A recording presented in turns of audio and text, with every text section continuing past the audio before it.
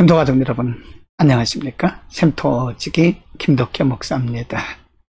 오늘도 어제에 이어서 다윗을 통해서 우리에게 주신 말씀인데요. 오늘은 시편 41편 1절에서 13절의 말씀을 본문으로 말씀을 나누겠습니다. 오늘 본문의 말씀에 보면 다윗이 특별히 병상에 있을 때를 배경으로 한 것으로 보입니다.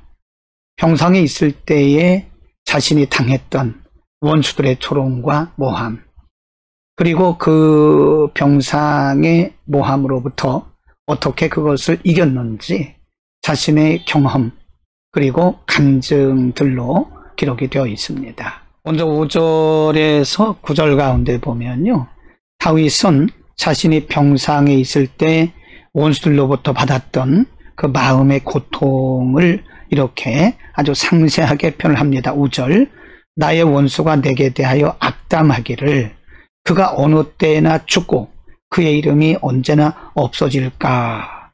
다윗이 빨리 죽기를 원했다는 것입니다. 6절, 나를 보러 와서는 거짓을 말하고 그의 중심에 악을 쌓았다가 나가서는 이를 널리 선포하고, 7절, 나를 미워하는 자가 다 하나같이 내게 대하여 수군거리고 나를 해하려고 꾀하며, 8절, 이르기를 악한 병이 그에게 들었으니 이제 그가 눕고 다시 일어나지 못하리라 하오며, 9절, 내가 신뢰하여 내 떡을 나눠 먹던 나의 가까운 친구도 나를 대적하여 그의 발꿈치를 들었다라고 그는 표현을 하는데, 여러분, 우리가 한 구절 한 구절 보면 다윗의 원수들이 다윗이 병들었을 때 얼마나 조롱하고 다윗이 죽기를 그렇게도 악담하고 바랬던가를 우리가 볼 수 있습니다. 그러나 41장 1절에서 4절 가운데 보면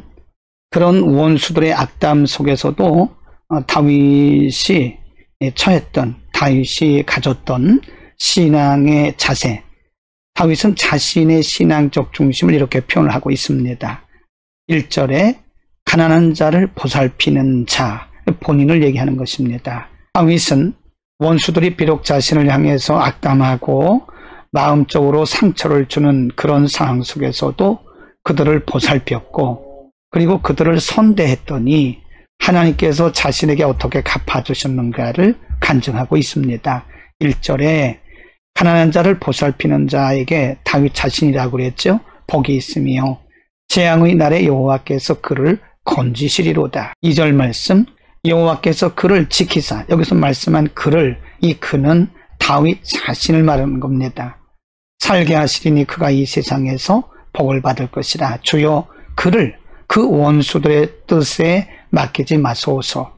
3절, 여호와께서 그를, 이 다윗입니다, 병상에서 붙드시고 그가 누워있을 때마다 그의 병을 고쳐주시나이다.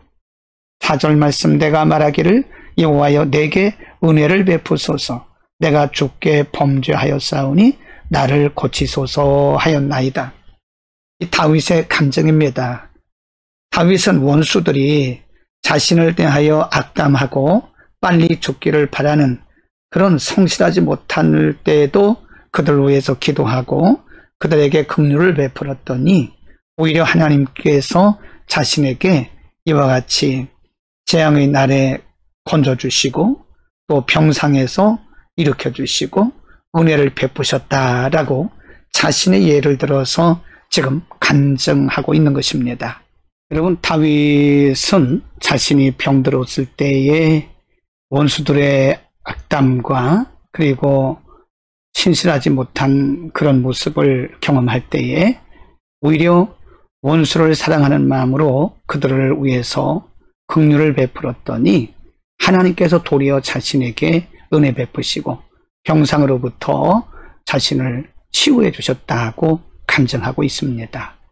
1절 말씀이 가난한 자를 보살피는 자에게 복이 있으며 재앙의 날에 여호와께서 그를 건지셨다라고 한 것은, 이 말씀은 그의 간증입니다.